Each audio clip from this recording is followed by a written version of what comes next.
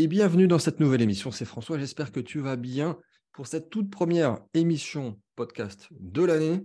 Je sais, tu vas me dire que je suis un peu en retard. On est le 24 janvier pour cette émission hebdomadaire qui n'a pas été hebdomadaire du tout en 2023, mais pour une bonne raison, puisque j'étais au CES de Las Vegas sur les premières quinzaines de janvier, donc c'était un peu beaucoup chargé même.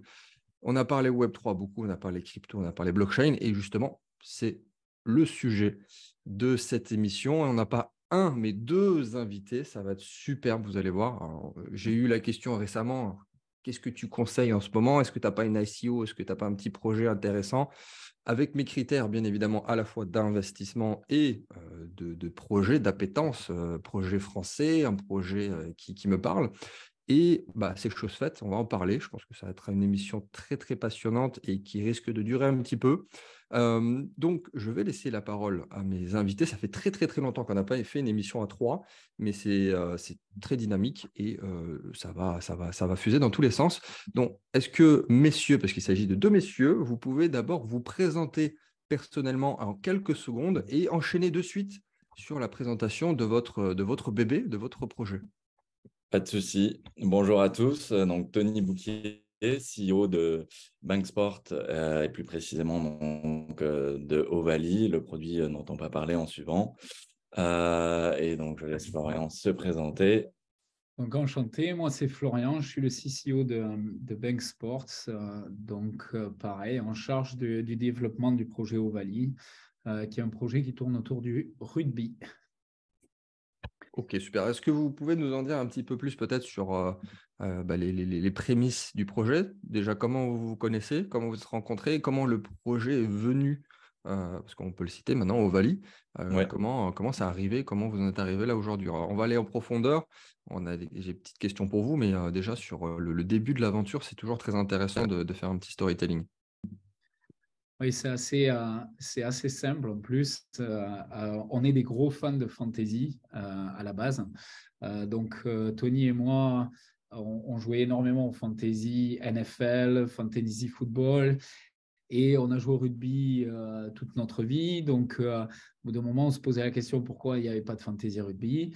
Et comme ça nous plaisait toujours autant, on a dit on va le créer. Et du coup, on a créé une compagnie qui s'appelle Bank Sports il y a un peu plus de 3 ans et demi maintenant, et pour développer le premier jeu de fantasy rugby. C'était un petit peu une idée entre potes et bof, puisqu'on est beaux-frères. Et du coup, on est parti sur une idée de faire un petit projet fantasy, jouer entre potes, etc.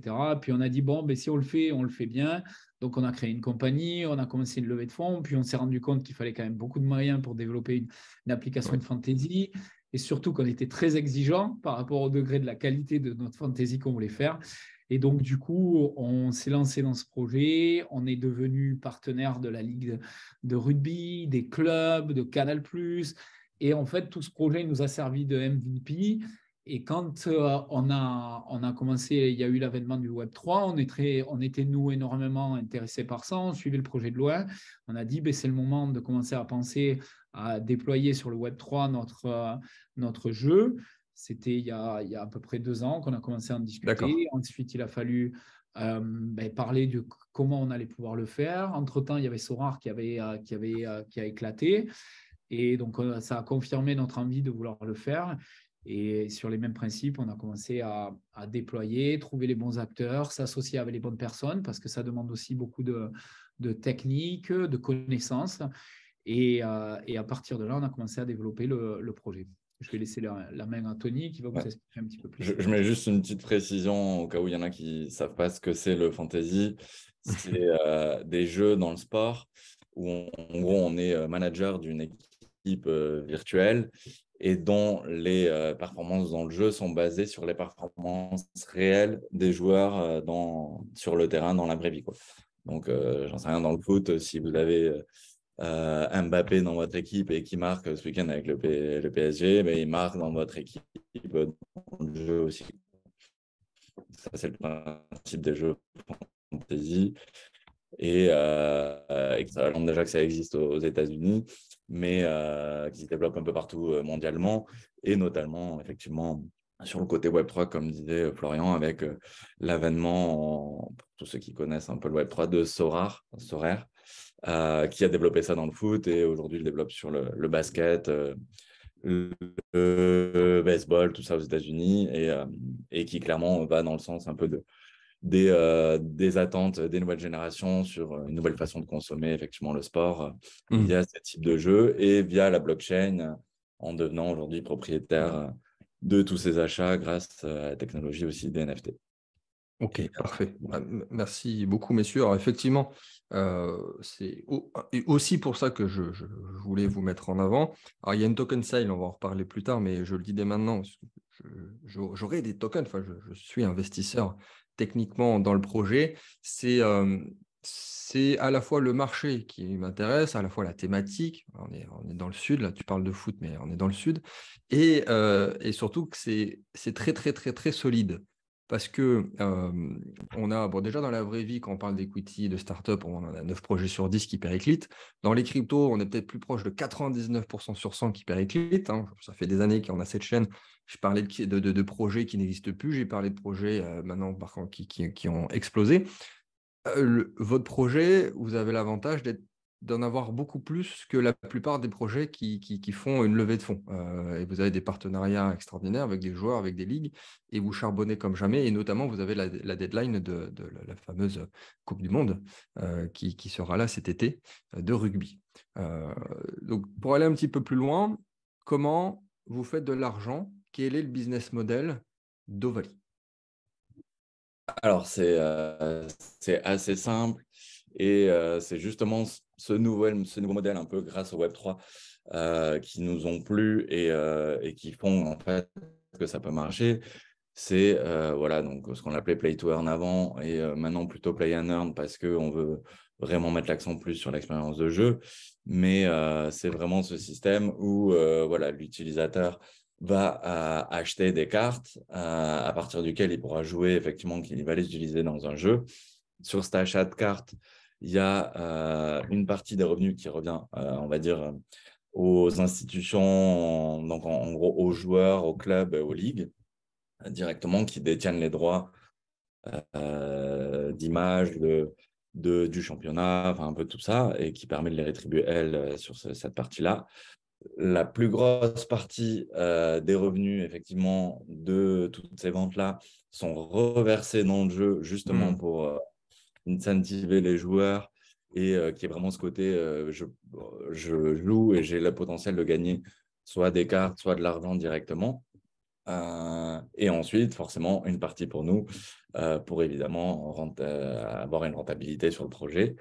Mais voilà, c'est principalement sur cette vente de cartes, sachant qu'il y a les cartes joueurs, mais il y aura aussi d'autres cartes qui permettent justement d'avoir un côté un peu plus immersif dans le jeu et sur lesquelles nous, on a du coup personne d'autre à payer, donc dont les revenus reviennent un peu directement à la plateforme.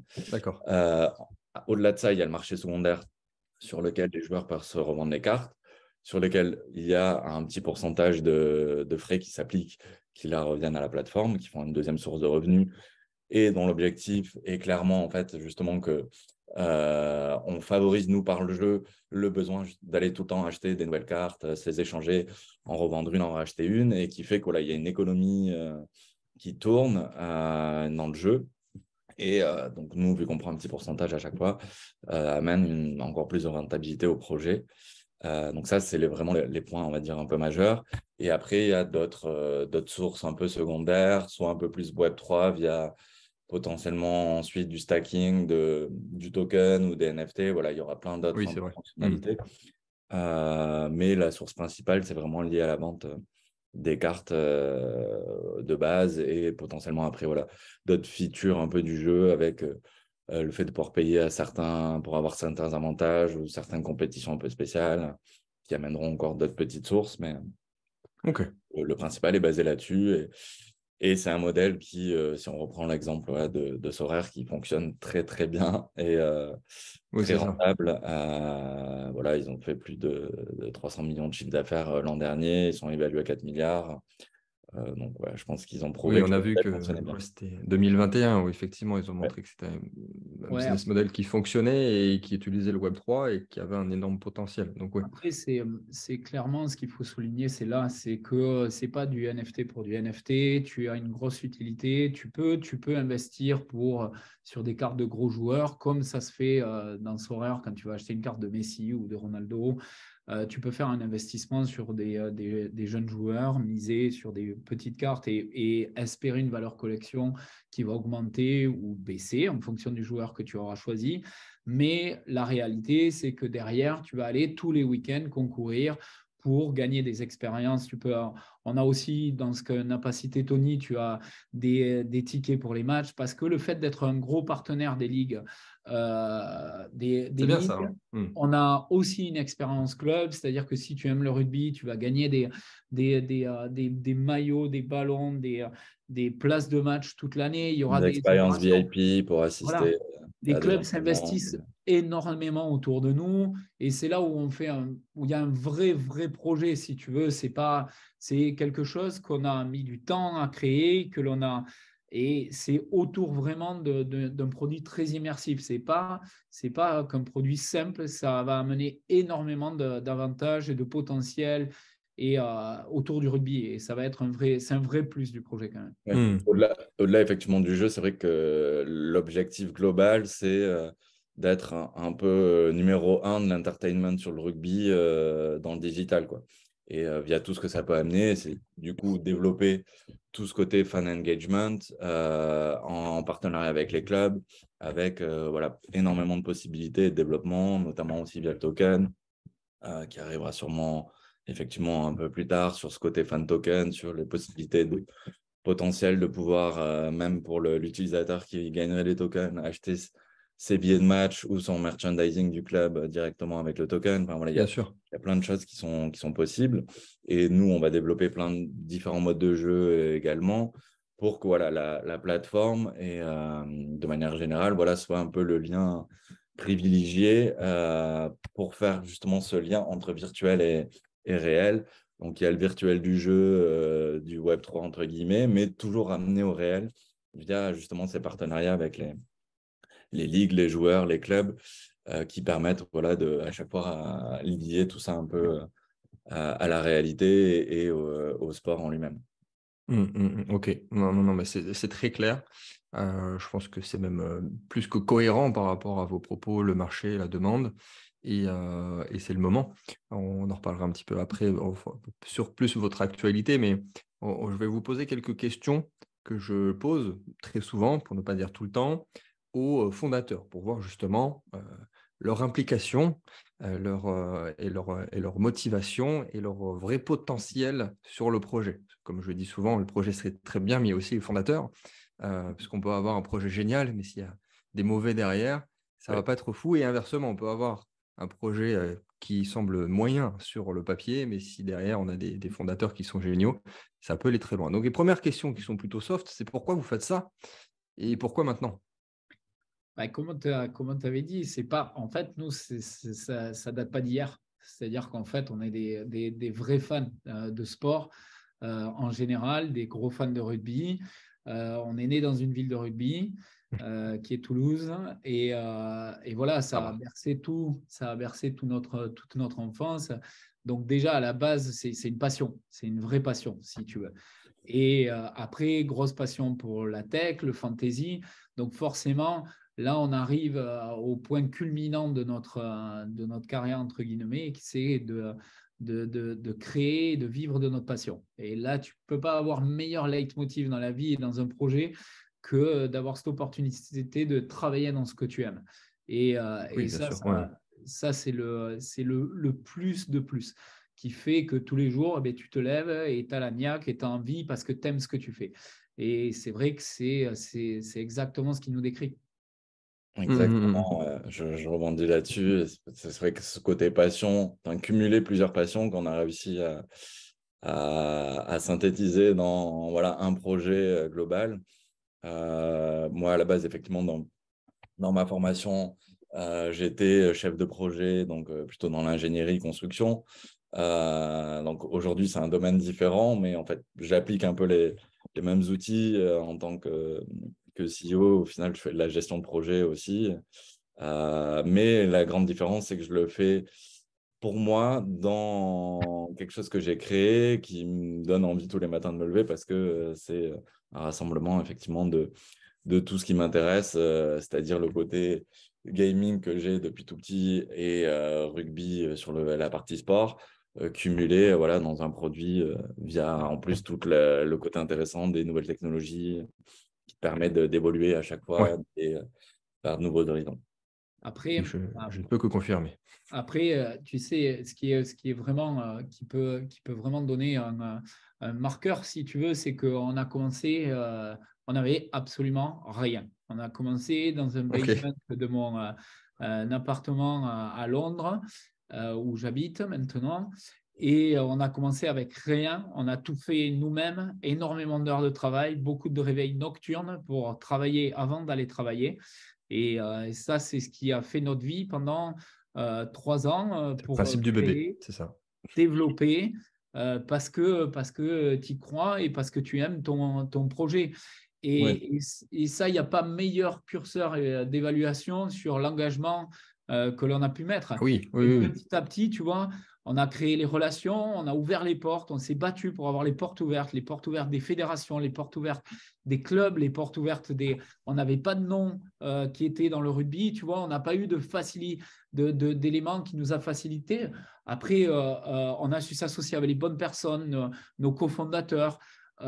Voilà, on a vraiment, tu vois, c'est pas aujourd'hui, on n'arrive pas avec quelque chose, on n'arrive pas comme ça d'un coup et on dit, bon, mais c'est bon, on est légitime, on va faire parce qu'on s'appelle un tel, un tel. Non, c'est Hmm. énormément d'engagement, de travail. Là, on est à l'aboutissement. C'est différent, tu vois. Il faut pas se tromper. On se réveille pas ce matin, on propose quelque chose. Non, C'est là, ça. on propose un aboutissement. On est dans un déploiement incroyable. Honnêtement, on en parlera après, je pense, mais dans un déploiement mondial maintenant, on ouvre. Et c'est vrai que là, c'est juste le plus beau qui reste à venir. On a passé le plus dur. Et maintenant, on a envie d'en faire profiter tout le monde et de montrer à tout le monde que voilà ce qu'on a réalisé, ce qu'on a réussi. Non, mais je sens ta passion, mais c'est vrai que la question, finalement, derrière la question, c'est un peu ça, parce que sur le marché, notamment crypto, bon, je parle même pas des scams qui font une SEO en 2 mois, mais il y a aussi des acteurs qui profitent, et c'est normal, ça amène énormément de fonds. C'est aussi le même Bien principe sûr, des bulles, bien sûr. qui vont faire un projet parce qu'il y a une hype, parce qu'il y a un potentiel purement financier, mais là, vous êtes sur un projet iceberg, c'est-à-dire que c'est des années aussi de travail derrière qui vous a amené à ça. Alors certes, il y a des outils, il y a une certaine hype du mot Web3 et du marché blockchain, mais ça reste un outil, ce n'est pas une finalité en soi, comme je dis souvent. Tout à fait. Ouais, voilà, on ne perd pas l'objectif derrière. Mais très bien, je prends. Je Non, mais prends. Et c'est du pour ça coup, qu'on précise vraiment, parce que c'est exactement ce que tu viens de dire. Il y a mais tellement c'est de vrai, choses il faut qui le se font rappeler. sur le marché. Il faut bien rappeler quand même que personne n'a de légitimité. La seule légitimité qu'il y a, c'est le travail accompli et l'investissement personnel que tu as mis. Peut-être un petit peu l'accent toulousain qui a fait que… Ah, Légèrement. j'arrive pas à m'en Légèrement. séparer, hein, pourtant ça fait un moment que je suis là. Je pense Non, mais il qu'il ne l'a faut plus pas. que moi, Encore alors que moins dans le lui, il vit à business, là. Londres. Pour le rugby, on va le garder. Non, mais ils aiment Euh, bien les autres nations, je t'assure, hein, ça paye bien. Ah bah oui, oui, j'imagine. Et bon, maintenant, la question un peu plus touchy que je pose aussi souvent aux fondateurs, c'est de me donner allez, au moins 3 raisons pour lesquelles bah, votre business pourrait échouer, pour lesquelles vous ne pourrez ne pas réussir et péricliter. Ouais, Concrètement, il n'y en a pas non plus des masses. La seule chose, c'est la plus évidente pourrait être la concurrence. Donc après, je ne sais pas si on y reviendra après sur le sujet ou pas, mais globalement, nous, c'est là où on a mis un maximum d'efforts. C'est justement pas essayer de faire quelque chose dans notre coin. C'est là où on avait pas mal d'avantages. C'est justement qu'on existe depuis 3 ans, qu'on est déjà partenaire avec les ligues, des clubs. Et c'est ce qui nous a permis justement d'obtenir, il y a 2-3 mois maintenant, la licence exclusive officielle de la Ligue nationale du rugby, nous donnant du coup les droits sur 9 ans des 1500 joueurs professionnels de top 14 et de Pro D2, donc de ces Bon, deux championnats-là. c'est vrai que c'est un peu plus compliqué pour la concurrence, du coup. Là, Et mais... les 30 clubs représentés.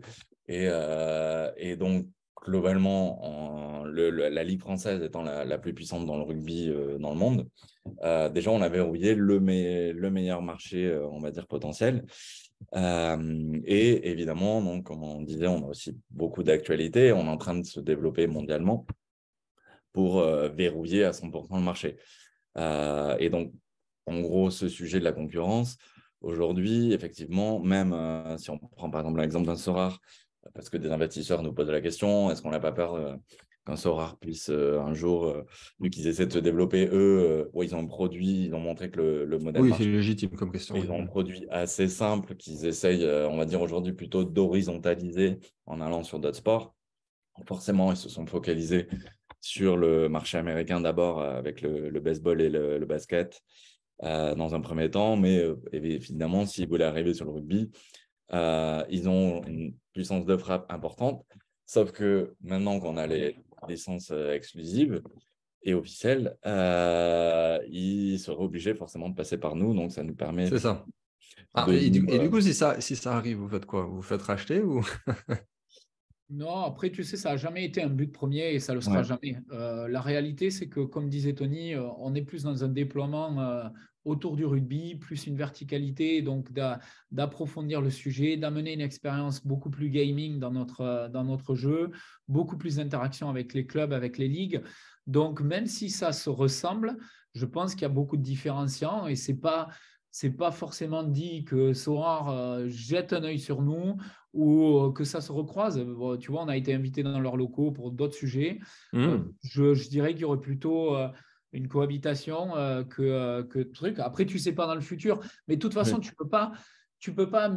Pour moi, ça ne serait pas sain de miser ton produit en espérant être racheté. Ça montrerait Ah non, mais ça, je suis d'accord. ça Oui. montrerait la faiblesse du projet, si tu veux, en soi, de se dire, bon, ben, ok, je le fais pour être acheté, comme ça, je prends l'oseille et je me barre. Tu vois, Si c'est c'était l'opposé ça, de ce oui, qu'on veut faire. on s'embêtait pas trop. On faisait une copie exacte de Sorare sur le rugby en espérant juste être acheté. C'est clairement pas notre but. On veut aller beaucoup plus loin et montrer justement que via le même modèle, on peut faire aussi des choses beaucoup plus poussées en termes d'expérience de jeu et de fan engagement et de plein d'autres features aussi pour justement amener d'autres, enfin pas forcément que les fans de rugby, mais justement un peu toutes les communautés Web3 pouvoir s'y intéresser via notre jeu. D'accord, ouais. Mais voilà, après, si ça arrive, s'il y a une proposition indécente un jour de rachat, forcément, il y a des questions qui se poseront, mais dans tous les cas, c'est pas l'objectif. On ne base pas sur ça. Après, sinon, pour répondre à ta question, ça fait peut-être un peu prétentieux, mais le projet à l'heure actuelle, tu vois, les parties, les faiblesses, on les a passées. Et j'ai du mal à imaginer à l'heure actuelle, maintenant, au stade où on en est, T+, j'en sais rien. S'il y avait un pangolin qui avalait une chauve-souris qui était avalée par un autre animal et qui créait un autre Covid, ouais, je dirais que ça pourrait mettre en danger le projet, si tu veux, parce qu'on dépend maintenant que les matchs se jouent, quoi. Et bon, si le sport Oui, continue, oui. notre projet, il est viable, tu vois.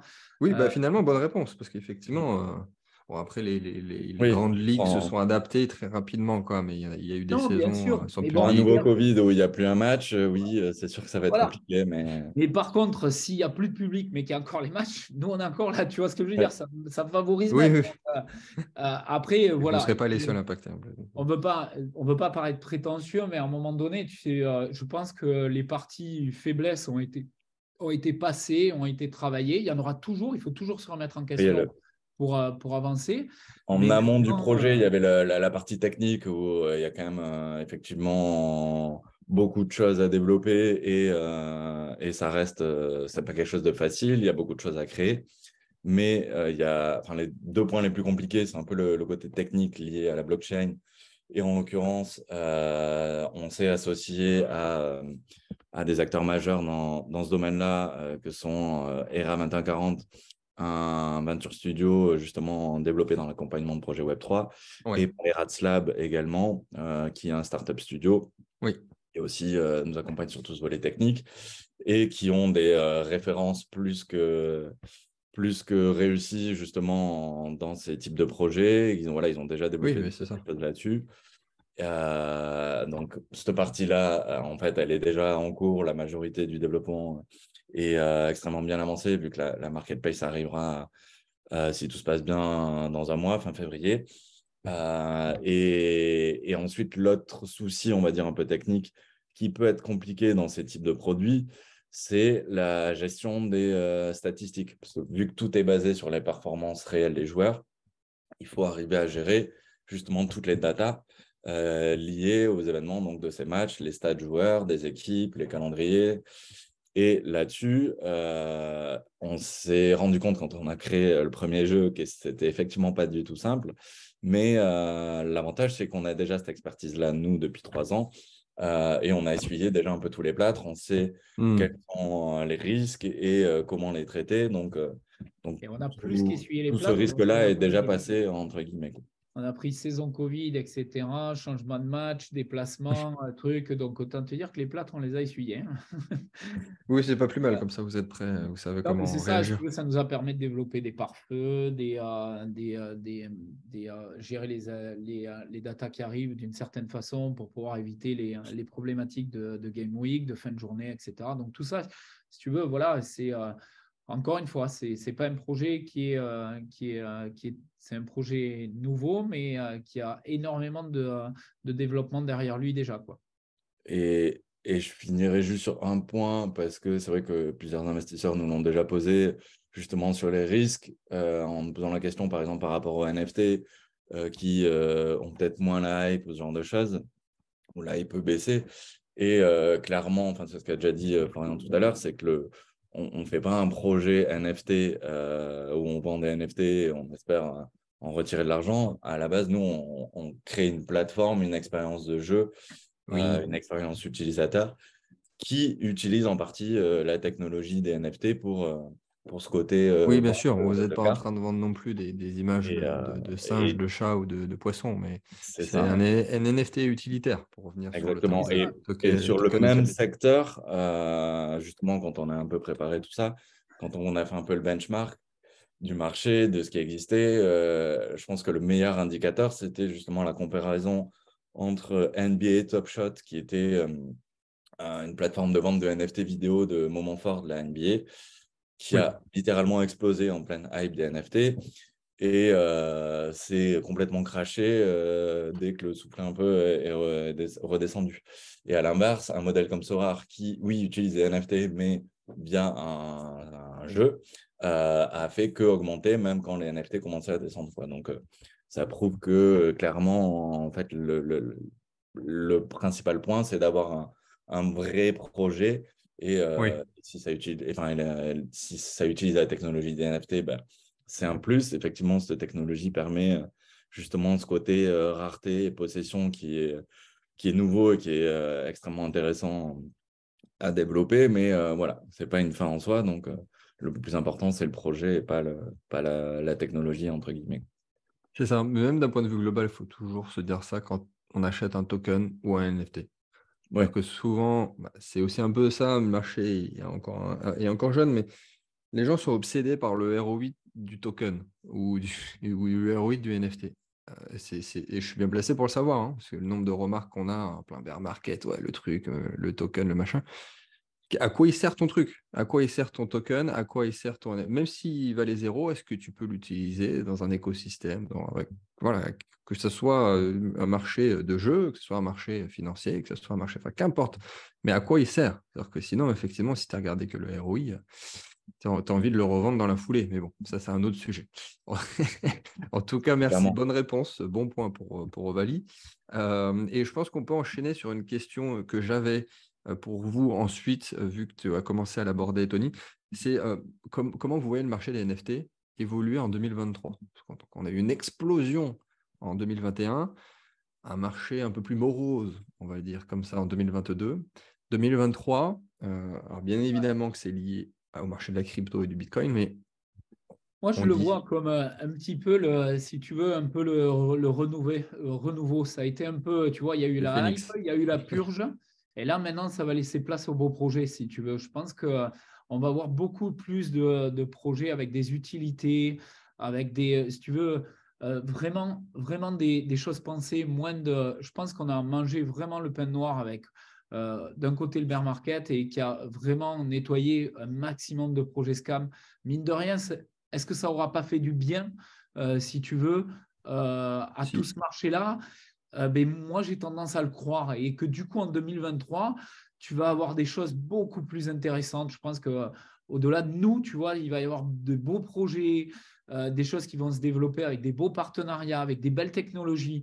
Je le vois plutôt comme ça, si tu veux, moi, le Non, mais 2023. je suis d'accord avec toi. J'avais même fait un post LinkedIn à ce sujet pour dire que finalement, c'était une bonne nouvelle parce que ça sortait à la fois les arnaques et les faux Web3. En fait, ce sont des Web2 déguisés en Web3, Ouais. de faire le ménage et d'apporter. Et ça apportait des fonds en même temps. C'est ce qui se passe systématiquement. Même Internet, dans les années 2000, c'était ça. Mais bien sûr. Une bulle, ça apporte des milliards sur le marché, ça permet de développer des choses. Ensuite, l'éclatement de la bulle, ça a assaini le marché. Mais au moins, ça a apporté des fonds à de l'innovation. Et c'est ce qui se Ouais, passe aussi c'est sur les ça, cryptos. c'est exactement ça. Et quand ton projet, il a de l'innovation, il a de l'utilité, etc., tu es encore là. Donc, en fait, au final, oui, ça peut t'affaiblir, mais les projets Oui. qui sont solides et qui ont une vraie ligne de conduite seront là, ils seront toujours là et justement vont bénéficier maintenant d'apports financiers qui vont être beaucoup moins distribués Mhm. en disparité un peu partout et peut-être centré sur des projets avec des vrais potentiels. Ouais, bon, j'avoue, FTX, c'était chiant quand même. J'ai perdu Ah, de l'argent. Mais on est tous d'accord. Hein.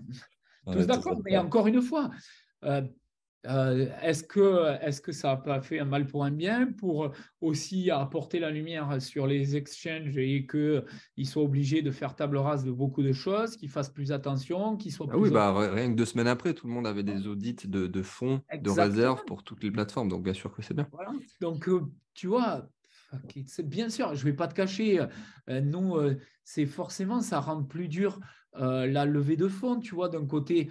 Mais au final, on a eu des contacts beaucoup plus intéressants et les gens qui veulent investir sont beaucoup plus impliqués aussi.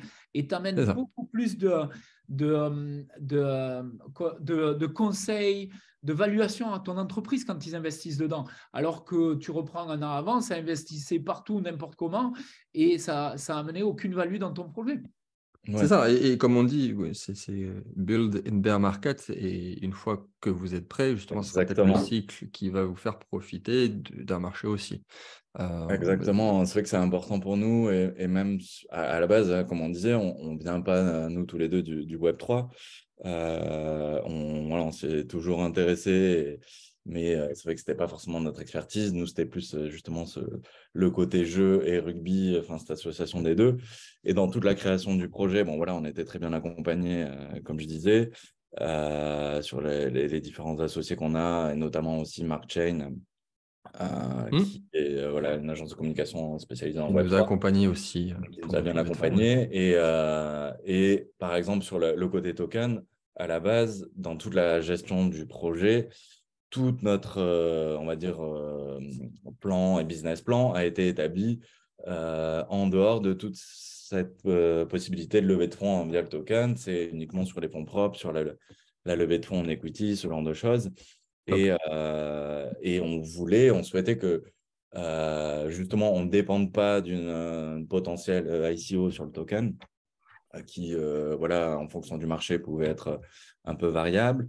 Et également, ensuite, dans la gestion du jeu, on voulait surtout faire en sorte que, vu qu'on crée plutôt un jeu qui a un modèle qui fonctionne très bien, que si on amenait un token, il ait une réelle utilité et sert dans le jeu et, entre guillemets, ne soit pas forcément trop volatile qui risquerait de mettre en péril le jeu d'un certain Ouais. côté, quoi. Donc c'est pour ça qu'on a, voilà, c'était très bien construit Ah, mais aussi c'est malin. Hmm. pour faire en sorte que, alors oui, il y a des vestings, des cliffs assez importants, ce genre de choses, Il y a des choses mais à c'est faire, c'est justement certain. pour essayer de verrouiller un maximum cette volatilité-là. Et nous, entre guillemets, on préfère un token qui augmente petit à petit Hmm. sans faire un poisson direct, mais qui redescend qui bien sûr. est par 150 derrière avec un bear market. Mais voilà, Surtout justement, que tu peux le créer quelque manipuler, chose les tokens. de très utile, à la fois dans le jeu, mais sur, comme on disait un peu tout à l'heure, toutes les possibilités que ça apporte en lien avec le côté relation avec les ligues, les clubs et tout ça, pour que justement, via son utilité, il ait une stabilité, entre guillemets, Ouais. et apporte un plus au projet et non pas un moins. Très bien, très très très bien. Vous avez fait les choses bien. Est-ce que vous pouvez me parler justement de la token sale, parce que c'est l'actualité très court terme pour vous, et dans la foulée de votre actualité, voilà, peut-être les très bonnes nouvelles et peut-être votre roadmap sur les prochains mois, les 6 prochains mois. Yes, pas de souci. Bah alors sur la partie token sale, du coup, on a ouvert effectivement la première partie private one de la token sale, sur laquelle donc on cherche, on lève 1,5 million avec un prix intéressant de 0,025 centimes le token au lieu de 0,10 au listing. Donc, Hmm. en gros, 4 fois plus cher au listing. Donc, c'est forcément très intéressant pour les premiers investisseurs sur lesquels on cherche enfin, voilà, il y a différents fonds Web3. On a déjà certains engagements, des business Excellent. angels, évidemment. Mais voilà, c'est une partie vraiment privée sur laquelle on cherche des personnes qui sont effectivement très intéressées par le projet et qui peuvent apporter Notamment le ce joueur Ruby. financement-là, qui, comme je le disais, n'était pas dans le business plan, mais va nous permettre justement d'accélérer toute la croissance de l'entreprise en allant plus vite se développer sur des nouveaux marchés à l'international, pour l'achat de licences de ligue, le développement marketing qui est lié, ce genre de choses, qui apportera du coup un moyen supplémentaire de se développer plus rapidement. Et ensuite, il y aura une deuxième partie de vente du token où voilà, ce sera quelque chose sûrement d'un peu plus public. Donc, il y a pas mal de discussions en cours avec différents exchanges, notamment pour potentiellement des launchpads, ce genre de choses. Mais voilà, on ne s'avance pas encore aujourd'hui. L'actualité à ce Ouais. niveau-là, c'est la première partie de la token sale sur lesquelles, effectivement, les investisseurs peuvent venir aujourd'hui. Ok, Et bah, dans tous les cas, avant de te laisser la parole peut-être, Florian, je mettrai, comme à chaque fois, tout ce qu'il faut dans la description pour pouvoir investir, parce que là, on a donné l'eau à la bouche, mais évidemment qu'il y en a qui veulent investir, vu le millier de personnes qui écoutent et que tout le monde est investisseur, crypto, je l'espère, et que vous puissiez le faire bien avec un petit process habituel si vous voulez vous placer en conséquence sur Ovalie. Florian. Oui, oui, tout à fait. Après, comme Tony disait, c'est vrai qu'il y a des avancées avec les listings. Ce qu'on peut vous dire, c'est que pour l'instant, ça discute avec des grands noms, donc c'est assez intéressant. Ça veut dire que le projet est vraiment, vraiment encore à l'aube à son listing. Le listing, une petite chose, c'est qu'il risque d'être. Il faut penser aussi, donc moi je vais revenir sur la roadmap parce que c'est mon côté, c'est ce que je m'occupe avec les ligues et le déploiement. Je vais pas spécialement citer de nom parce qu'en fait, on est en train de signer une très grosse ligue, probablement la ligue avec le plus, pas forcément la plus réputée, mais la ligue avec le plus de potentiel. On va faire une annonce. Je ne peux pas vous dire le nom parce que justement, ça fera partir du marketing et une annonce de communication. Donc, il y en a déjà une très grosse qui va signer avec le plus gros potentiel et le développement, un énorme développement. Au-delà de ça, on discute également avec la partie Asie. Donc là D'accord. aussi, c'est un vrai potentiel parce que quand on parle de la partie Asie, ça va dire championnat japonais, australien, néo-zélandais, etc. Et bien entendu, je discute avec toutes les ligues européennes à l'heure actuelle où il y a de très bonnes avancées sur certaines. Donc, un horizon clair, c'est que à la Coupe du Monde qui est en France en 2023, je pense qu'il vaut mieux avoir investi dans Ovalie maintenant. C'est ça.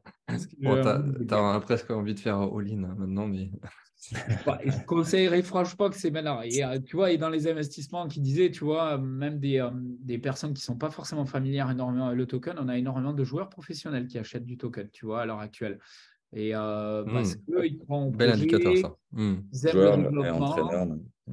Voilà, des entraîneurs, des joueurs pro en top 14, en pro D2, parce que voilà, ils pensent que leur sport a besoin aussi d'un leader technologique, d'un leader tech, d'un nouveau produit qui va valoriser les joueurs, les clubs, les ligues et donner un peu plus de potentiel à ce magnifique sport. Donc ouais, on Oui. a beaucoup On de n'a même pas choses. précisé qu'on avait Antoine Dupont qui est Ouais, quand même, quand ambassadeur même. officiel de la marque et Petit ambassadeur. actionnaire de l'entreprise, Oui, il est donc actionnaire qui est aussi, vraiment pas impliqué à qu'ambassadeur. 100% dans le projet et qui est meilleur jeu, enfin, élu meilleur joueur du monde l'an dernier. Clairement, capitaine de l'équipe de France, ambassadeur officiel de la Coupe du Monde. Oui, Enfin, pour ceux qui ne suivent pas le c'est rugby, vraiment effectivement. la figure du rugby actuel et qui est impliqué à 100% dans le projet et qui va justement nous aider à le promouvoir. Donc, c'est un super ambassadeur. Mais comme disait Florian, voilà, maintenant, tout l'écosystème du rugby se réveille un petit peu en se disant, enfin, voilà, je ne pense pas qu'il y ait des projets aussi cool qui sortent tous les 4 matins. Donc, justement, c'est une possibilité pour eux d'investir dans quelque chose qui les passionne. Donc, clairement, c'est en train de prendre assez rapidement à ce niveau-là. Oui, bah, l'avantage, même que ce soit utilisateur ou investisseur, c'est un business model passion aussi. Donc, Ouais. vous êtes passionné et l'utilisateur, si tu bases un business aussi sur le fait que c'est ultra récurrent parce que l'utilisateur, l'investisseur est passionné. Et là, on voit que le joueur, les entraîneurs investissent aussi. Ce qui est C'est super important, si tu intéressant. veux, c'est super important ce point-là parce que si tu veux, encore une fois, c'est bien de parler, mais nous, on amène de la crédibilité, tu vois. Et il y a les licences, c'est du réel, c'est des choses acquises.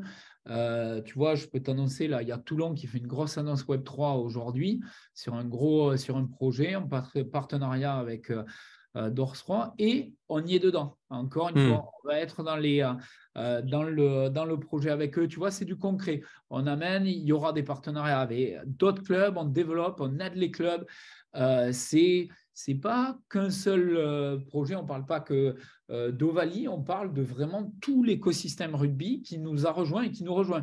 Donc en fait, c'est qu'une question de temps avant l'arrivée de la World Cup pour que le monde entier du rugby, et quand je dis bien le monde entier, c'est le monde entier, les différents continents soient réunis autour de notre projet du rugby. Et c'est quand même une sacrée performance parce que je peux vous assurer que c'est beaucoup de boulot pour nous. Parce que souvent, tu as un projet qui est localisé dans un pays, qui va avoir l'adhésion du pays, mais qui n'aura pas l'adhésion mondiale, parce que dans le monde, il y aura un autre projet dans un autre continent qui aura la même adhésion, mais de sa propre ligue. Là, on est en train de réunir la totalité de l'écosystème rugby autour. Donc, si ça, ce n'est pas une garantie autour d'un projet solide, je ne sais pas ce que c'est. Ouais, c'est Non, surtout mais c'est ça qui carrément. intéresse effectivement à chaque fois toutes ces ligues également, c'est qu'au-delà de l'intérêt local pour eux, ça leur permet c'est une nouvelle source de revenus, c'est plein de choses, un nouveau moyen d'engager leurs fans, mais c'est aussi un moyen de s'ouvrir vers justement l'internalisation et via le système de jeu qui permet justement de créer son équipe en allant chercher, en mettant un joueur j'en sais rien, de Toulouse, j'en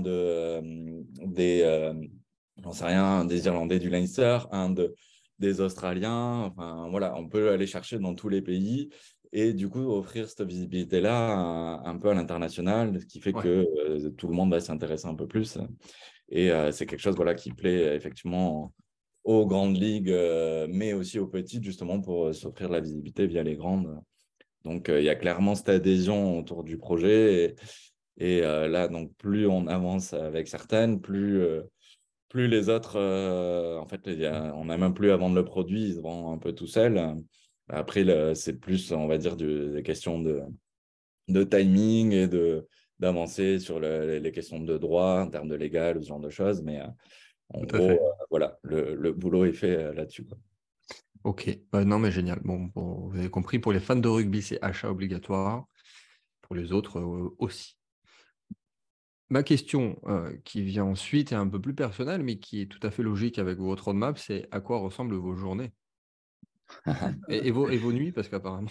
C'est assez violent parce que tu vois, on discute quand même pas mal avec. Quand on te parle de l'Asie, c'est qu'on a une branche à Singapour maintenant. Euh, Associé à et une autre société voilà. spécialisée Donc, dans le gaming et le Web3 basée à Singapour et qui va nous aider dans le développement de tout ce marché asiatique-là. Ok. Vous donc, pouvez ça la veut dire citer que ou... les créneaux horaires sont différents. Non, pas officiellement encore. Ok. Là, c'est Ça pas n'a pas encore été annoncé annoncé, donc officiel. Ça sera bientôt officiel. C'est en train de finaliser les strates. On discute, on va pas te cacher, avec les États-Unis également. Énormément de discussions et d'avancées. Annonce très probable, très rapide. Discussion avec les Irlandais, Gallois, Écossais, Italie, Afrique du Sud. Donc déjà, ça donne beaucoup de travail. Après, on se répartit bien le travail avec Tony. Mais après, ouais, il y a le aussi le fait qu'on ait justement nos associés qui nous apportent justement leur expertise, des ressources supplémentaires. Donc voilà, on a parlé des différentes sociétés et qui vont gérer justement le développement. Donc moi, mon rôle aussi un peu au quotidien, ça va être justement de synchroniser tout ça pour pas que, j'en sais rien, la tech parte dans un sens, le marketing dans l'autre et que ça colle pas. Donc c'est un peu voilà, cette synchronisation-là. Avoir les bonnes personnes, c'est voilà, vu qu'on grossit très vite, même plus vite que ce qu'on pensait, c'est préparer justement tous les recrutements pour arriver à scaler l'entreprise à la même vitesse, on va dire, que le produit scale Oui, de son côté. c'est bien un sûr. petit peu le C'est gros pas évident. challenge.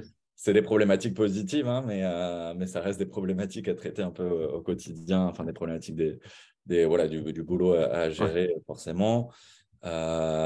C'est effectivement tout le côté structure interne derrière de l'entreprise, de gérer nos salariés, préparer, anticiper les futures années de notre société pour qu'on ait une structuration propre à justement pouvoir évoluer dans ce sens sur un peu tous les sujets. Donc, je parlais côté salarié, mais effectivement, structuration, on va dire financière, ce genre de choses.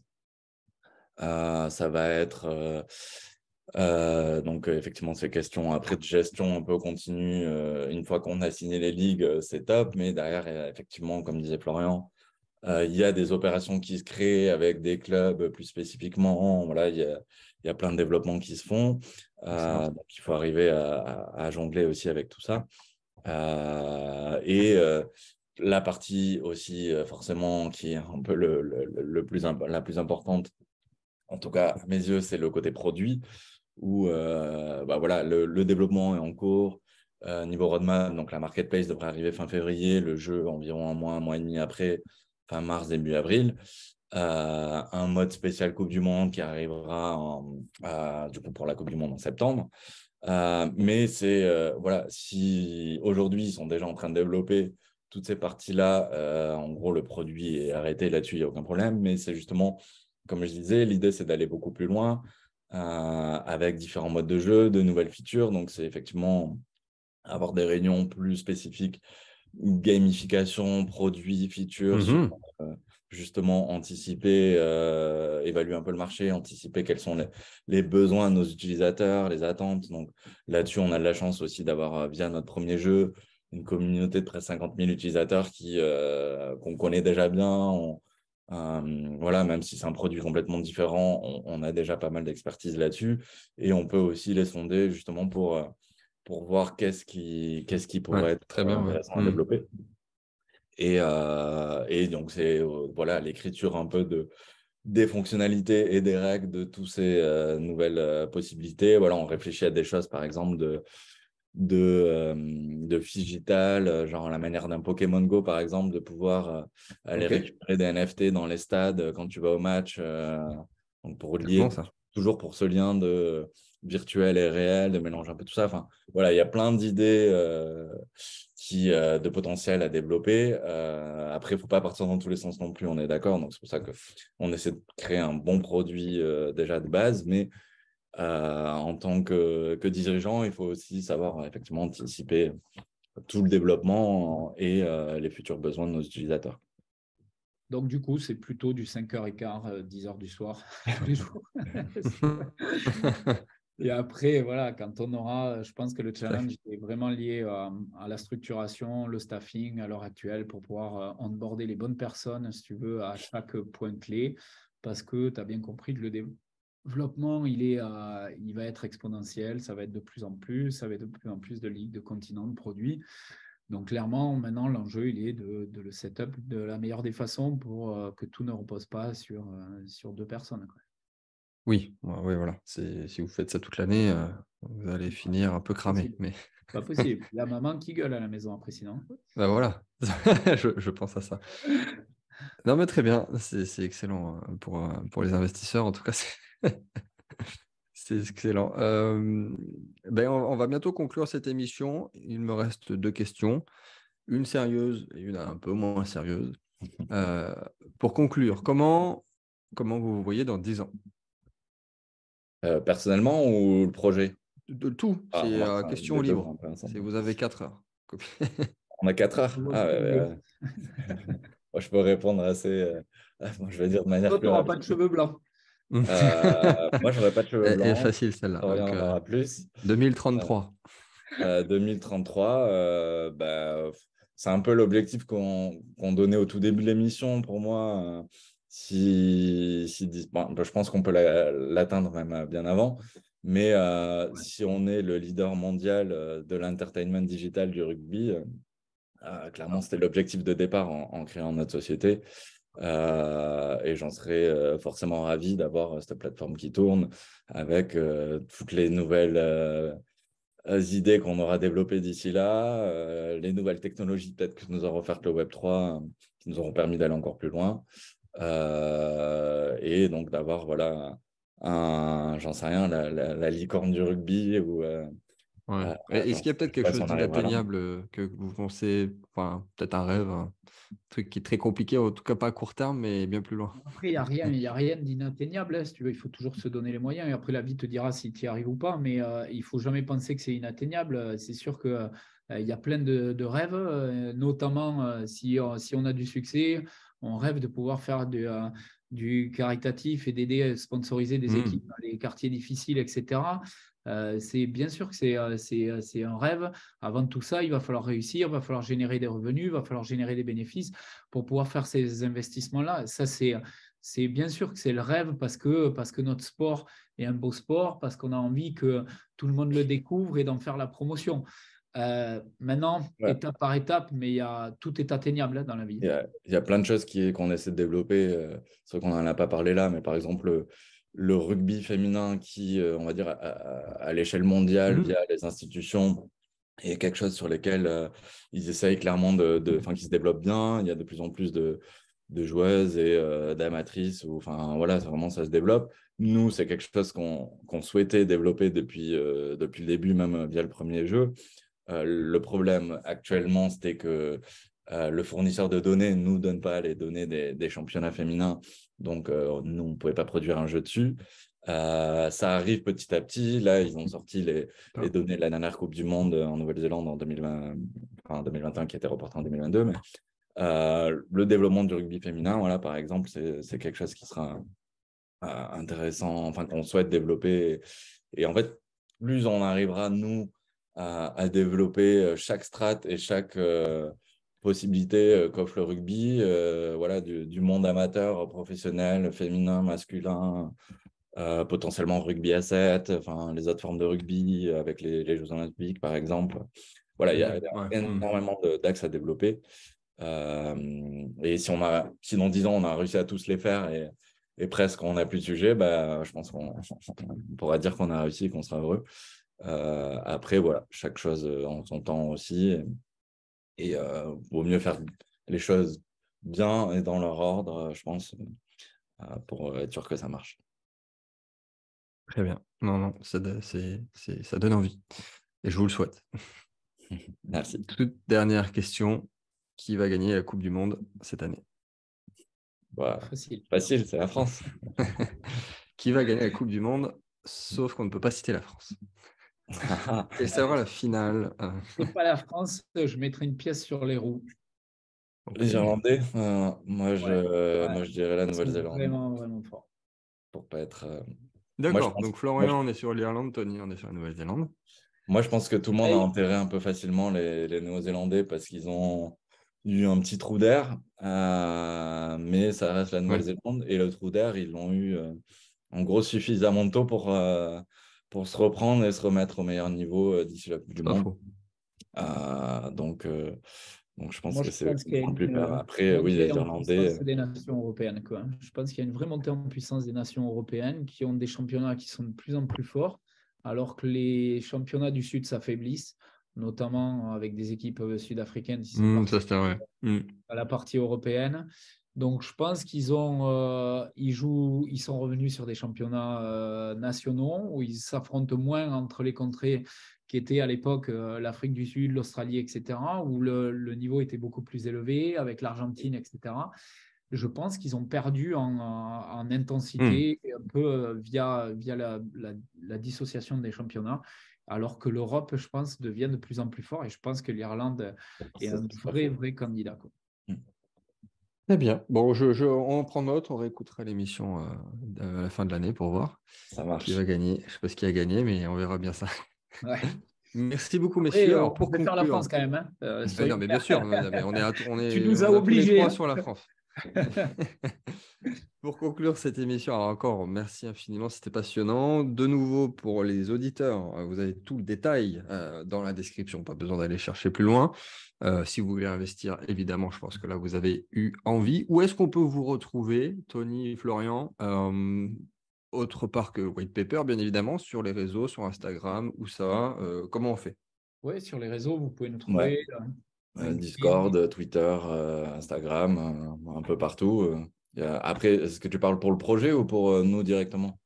Les deux, si on peut vous suivre déjà, parce que là, vous avez un petit chemin à faire entre la token sale et la Coupe du Monde, pour suivre votre actualité, peu importe. Ovalie est sur À tous la les limite, qu'est-ce que vous réseaux. préférez aussi? Ovalie est sur tous les réseaux, donc suivant ceux qu'ils utilisent, il n'y a aucun problème. Après, personnellement, oui, bah, ça sera plus Twitter ou LinkedIn ou ce genre de choses. Mais après, j'imagine que pour le côté investissement, dans tous les cas, vu que toi, tu mets toutes les infos, ils reviendront vers toi. Et après, s'il y a besoin de discuter avec eux directement pour plus d'informations, il y a aucun problème. Ok, excellent. Bah, merci beaucoup. Je crois qu'on a fait presque 1 heure d'émission avec cette superbe premier podcast de l'année à 3. Merci beaucoup, Tony. Merci beaucoup, Florian. Et on se dit à Merci très à toi. vite Merci à pour toi, une prochaine François. émission. Et merci à Ciao. tous. Allez, bonne journée. Bonne Ciao. journée.